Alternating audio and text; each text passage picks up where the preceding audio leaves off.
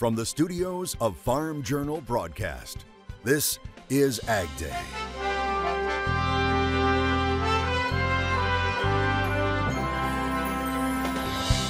A new way of looking at sustainability. To look at things in the whole picture, and we use Mother Nature to our benefit when we can. Through the eyes of ranchers who have lived it their entire lives, as we continue our Sustainable Ranchers Tour, as Florida's Gulf Coast prepares for a monstrous storm. If you choose to stay in one of those evacuation areas, you're going to die. With several aspects of the agricultural industry in its path. You start talking Cat 4, Cat 5 storm surge, winds and things like that, it's really hard to foresee a situation where there's not going to be some sort of damage to the facilities. We're tracking Hurricane Milton right now on AgDay. AgDay is brought to you by Pioneer. Ben's bins, please hold. Yeah, Ben's has been busy all day. Seems like no one can keep up with this new Z series. What did you all put in these seeds? Science. Good morning, I'm Clint Griffiths. Happening right now, Hurricane Milton is spiraling toward Florida as many officials share the same dire warning: evacuate or face possible death. The storm expected to hit the state's west central Gulf Coast late tonight or early tomorrow morning. Lee Waldman is in the Tampa area with an update. If you choose to stay, you're staying at your own risk. That's a huge risk, with monstrous Hurricane Milton on track to deliver a storm surge, more than double what Helene wrought on Florida's Gulf Coast less than 2 weeks ago. Tampa, Florida is a possible landfall site. That city's mayor even more blunt regarding the danger. If you choose to stay in one of those evacuation areas, you're going to die. This Tampa resident is one of thousands heeding that advice. He's bugging out of Tampa with his wife on their 46th wedding anniversary. What God will give us, we will accept it, and always go to the safe place you can go. We'll see. Also critical, clearing out debris left behind by Helene. All hands on deck trying to help out the city as much as we can before the big storm comes. This moving company is one of many being commissioned by local officials to work the coastal areas around the clock. We hauled close to 100 tons of debris just yesterday alone. But soon these crews will have to stop helping others and save themselves. This storm's going to be different. If you're in an evacuation zone, please get out. And if there's any doubt, veteran Florida meteorologist John Morales may offer some clarity. It has dropped 50 millibars in 10 hours. I apologize. This is just horrific. In Tampa, Lee Waldman reporting for AgDay. In the possible crosshairs of Hurricane Milton, Florida's citrus belt. Commodity Weather Group forecasting Milton could inflict wind damage in the northern 2/3 of the state's citrus trees. Orange juice futures rose 4.3% on Monday due to the threat of damage. Citrus producers are being urged to keep accurate records to document any damage or loss, including dated photos. Purchase with a Purpose is brought to you by the Mighty Micro from Mosaic Micro Essentials. We put more in so you can get more out. Visit microessentials.com to learn more. Now, the entire Farm Journal team continuing to focus attention this week on the cost of inputs and equipment and the decisions surrounding them in a series of reports called Purchase with a Purpose. This morning, we're zeroing in on the cost of phosphate prices, which remain challenging, and now there's a fresh concern. Hurricane Milton is headed straight towards America's biggest phosphate mines. You start talking Cat 4, Cat 5 storm surge, winds and things like that, it's really hard to foresee a situation where there's not going to be some sort of damage to the facilities. When it really comes down to it, Florida's where it's at. That's where the majority of the phosphate production, a vast majority of the phosphate production is built. And at this point, it's too late to get product coming in for the fall season. You think about it, we're 3 to 4 weeks away from the start of season. If you had a boat somewhere that could load today, that's 30 days to reach U.S. shores. And that's not all. Now you've got another 30 days to get that product inland to where it needs to go. We're talking December. Linville says he's not just concerned about damage to facilities, but to workers' homes. Both have the potential to impact phosphate production this fall. Meteorologist Matt Engelbrecht joins us with the latest information on the trek of Hurricane Milton. Yeah, all eyes are going to be on Milton, the storm that is going to impact at great length parts of Florida. The official track from the National Hurricane Center puts us in and around parts of Fort Myers, Tampa, early in the morning on Thursday, very early. So late Wednesday night, early Thursday morning, with a very strong Category 4 hurricane going down to a Category 2. Now, we've talked about this at great length, that even though the number changes in a positive direction and going from a 4 down to a 2, what that is going to allow is the wind field to expand even more. So we're going from a very small, very destructive storm to a much bigger one that's going to impact a much larger area across Florida. This is going to cut right through parts of Florida and then back out into the Atlantic as we go into Friday and Saturday. But the cleanup and the recovery, that is easily going to take months. Coming up in just a little bit, we'll take a look at your Wednesday forecast, show you what's in store not only with Milton, but the rest of the nation. Now, Milton comes as cleanup is still underway from Hurricane Helene. This video showing piles of debris lining the streets in Siesta Key in Sarasota County, Florida. New estimates show Hurricane Helene caused more than $47 billion in losses for property owners. CoreLogic is estimating Helene caused up to $30 billion in uninsured flood losses because many people in the storm's path did not have flood insurance. Despite some wild weather in parts of the country, harvest continues to run ahead of pace. Looking at the latest crop progress numbers from USDA, reports 30% of the corn crop has now been harvested. That's 3% ahead of the 5-year average. For soybeans, a big leap. Now 47% harvested. That's 13% ahead of average. Cotton harvest, it's running 4% ahead of normal at 26% picked. A third California farm worker may have tested positive for avian flu. If confirmed by the CDC, it would represent the 17th human case in the U.S. since March. In all 3 California cases, it appears to be animal to human transmission with mild symptoms. More than 80 herds in California have been impacted by the virus, with up to 15% of cows dying from the infections, according to the California Dairy Quality Assurance Program. Now, officials continue to say the risk to the general public of getting sick remains low and the milk supply remains safe. Cattle markets return to some strength to start the week. We'll talk some recent trends coming up next in Markets Now. And later, 150 years of sustainable ranching in North Dakota. We'll see how one family is making the business work generation after generation. Today in the country.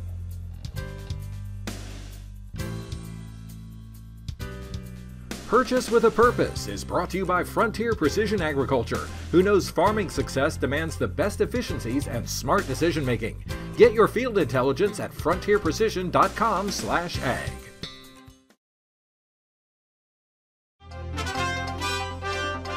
McDonald's is taking on the meat packing giants, accusing them of price fixing. The fast food giant filing a lawsuit against major meat packing companies, including JBS, Tyson Foods, Cargill, and National Beef Packing. It's accusing them of conspiring to limit beef supplies and inflate prices since 2015. Now, McDonald's alleges these companies reduced their output to drive up industry prices, violating U.S. antitrust laws. The lawsuit follows similar claims from companies like Target and Aldi. A slow housing market and weak demand has a Canadian lumber producer pledging to cut about 10% of its annual production this year. Western Forest Products says it plans to reduce lumber output by 30 million board feet in the last quarter of 2024. That will put it 90 million board feet below last year's production. It says weak lumber demand, rising softwood lumber duties, and limited appropriately priced log supplies in Canada are behind the decision. Now, the company says it expects U.S. duties to go up even further next year and will keep adjusting its production based on the market. A brutal day for soybeans, but cattle markets turned green Tuesday. AgDay's Michelle Rook has more on the recent firmness in cash cattle in today's Markets Now. Joining us with markets is Brad Koima with Koima Varlick. And Brad, the cattle market has had a nice retracement on the futures. We've seen cash trade up for the last 4 weeks, just slightly higher last week. Can we keep going this week on the cash first off? Well, thanks again, Michelle, for having me on. Yeah, it's been a nice run on the cash. In the north last week, I guess we'll call the market steady firm. It was just a hair better around here, 187, 7.5, maybe just a couple incidents of 188.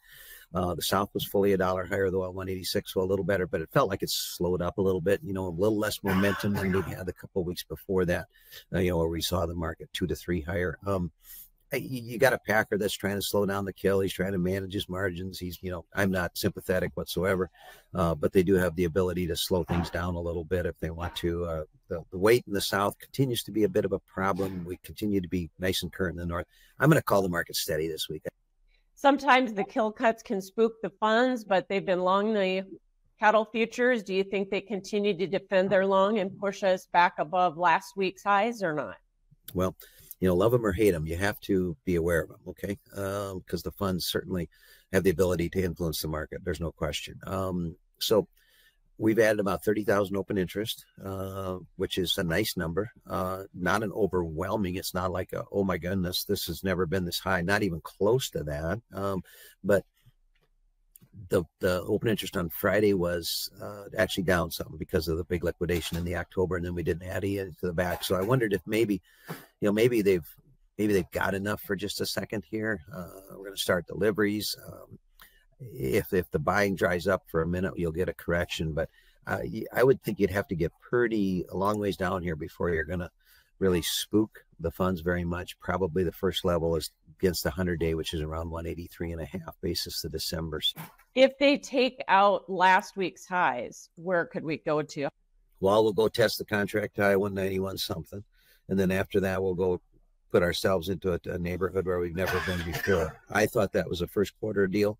I've mentioned in a moment of weakness that I think you can go above 220, and I guess I still do. Thanks so much, Brad Koima with Koima Varlick. We'll have more AgDay coming up.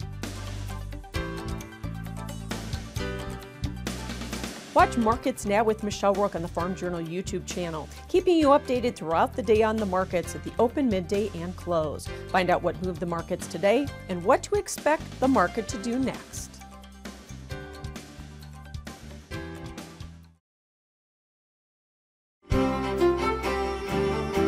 Hey, once again, I want to look at kind of the hour-by-hour forecast with Milton. And the thing that we talked about last week when we first started to discuss the possibility of something developing in the Gulf was that the rest of the nation was going to be quiet. Here you have this big, massive, powerful storm working across Florida, while everywhere else it is quiet. And we certainly need that back up into North Carolina, West Virginia, and Virginia, where cleanup continues, not from Milton, but from Helene. So again, this is Wednesday morning at 7 a.m. As I put this into motion by 7 p.m., start to see that the outer bands start to hit Florida as early as about 7, 8 o'clock at night. Now, one thing to keep in mind if you're watching from a distance is this hurricane is going to be the greatest impacts from this hurricane will be felt through the overnight hours. The other part of this equation, when you're talking about storm surge, you never want to equate storm surge with high tide. Well, high tide is set to come in for Tampa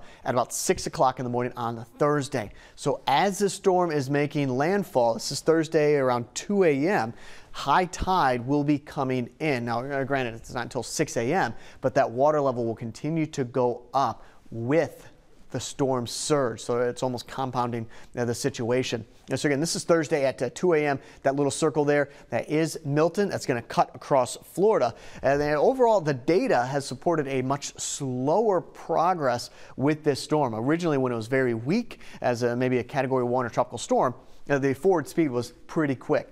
Since it has taken on kind of its Cat 4, Cat 5 look, it has slowed down its forward progress, leading to, again, a lot of problems in Florida.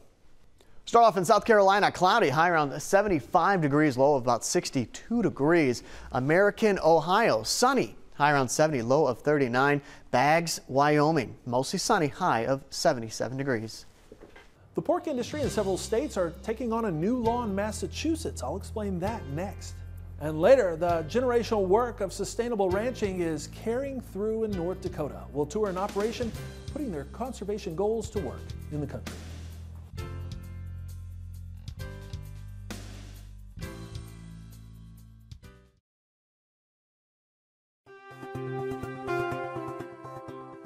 Several states are looking to take on a Massachusetts pork law. Iowa's Attorney General is leading a 22-state coalition to challenge Massachusetts' so-called Question 3. And the coalition filing a brief in support of an appeal against a district court ruling that upheld the Massachusetts law. Question 3 sets minimum size requirements for farm animal containment. It's similar to California's Prop 12. However, Q3 also bans the transportation of non-compliant pork through Massachusetts. The coalition argues Massachusetts is overstepping its authority with the law by effectively regulating farming practices in other states, that the law will lead to skyrocketing prices for consumers and will disrupt interstate commerce. Meanwhile, a win in court for pork producers, with the U.S. Court of Appeals rejecting a lawsuit from several groups looking to change concentrated animal feeding rules. The National Pork Producers Council taking part in oral arguments last month at the U.S. Court of Appeals for the Ninth Circuit, based in San Francisco. The activist groups looking to challenge how the EPA regulates what are known as CAFOs. The debate centering around concern about water pollution, with the groups filing the petition claiming these operations are at odds with the Clean Water Act. Now, MPPC says the court made clear EPA's preferred approach to regulating livestock production does not warrant throwing out decades of established law.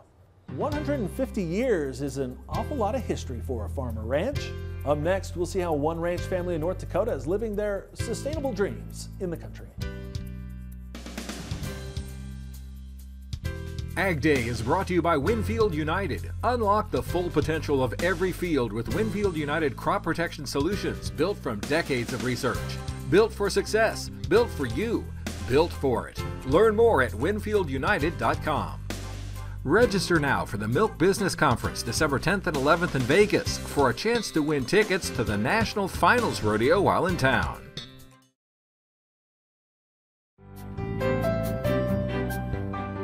North Dakota was the last stop on our nationwide Trust in Beef Sustainable Ranchers Tour. And as AgDay's Michelle Rook shows us, it featured an operation that has been working on continuous improvement of their land, cattle, and livelihood for nearly 150 years. Black Lake Ranch here in central North Dakota has had years of success, and it's been built on their focus on regenerative agriculture, holistic management, as well as stacking of enterprises. The ranch that started in 1882 with 160 acres has grown to 20,000 through their vision of returning the land back to its native state. To look at things in the whole picture, and we use Mother Nature to our benefit when we can, and we try to regenerate our natural resources. Their cropland has been no-till for the last 25 years, and they've seen major benefits from increased organic matter and soil biology. You've got worms, you've got all the insects, all the the nematodes and all those things in the soil, and all of a sudden you see that biology go up. What that does for you, you can start to cut your inputs back, because we're building our own nitrogen. Black Lake has also made huge strides in their native rangeland through prescribed and rotational grazing for the 800 cows and 1,000 yearlings they run. We were down to blue grama grass, was pretty much the only species there on those real sandy knobs. So you put high numbers in there, short duration, long rest and recovery. All of a sudden we had sand big blue stem and big blue stem coming up those slopes. And then you start to get all these extra forbs. The other key has been changing their calving dates to May and June and using cover crops year-round. You're building a system, and so then when you bring those livestock or the buffalo in and you graze them, and see, our goal is to never feed a bale of hay in North Dakota. But if we can do that, we're anywhere from $200 to $400 per head of increased profitability. And he says having cattle on that land is the secret to soil health. Healthy soil also enhances Black Lake's grass-fed beef for their direct-to-consumer business. We're trying to revitalize that land and make it better, and hopefully correlate to a better, wholesome beef product. Jay says their cattle genetics have also changed to reinforce their goal of protecting the land. We've selected for just trying to get cattle that'll finish faster on less inputs and just smaller framed cattle. Black Lake is also diversified to allow the next generation to come back to the operation, including a hunting lodge, event center, and a brewery started in 2018. We are distributed statewide, and we're into Minnesota about halfway. And that's where our comfort level is. They pride themselves on using ingredients sourced in North Dakota, starting with their water. We use 100% well water. It's naturally filtered through the rock bed. That's a key selling point. Still has all the minerals in it. Plus, he says Stacking Enterprises protects their entire business. Really diversify, minimize your risk and liability, and that's going to take you so much farther. And will result in a viable operation for generations to come. I'm Michelle Rook reporting for AgDay. All right, thanks, Michelle. And that's all the time we have this morning. We're sure glad you tuned in. From all of us here at AgDay, I'm Clint Griffiths. Have a great day on the farm.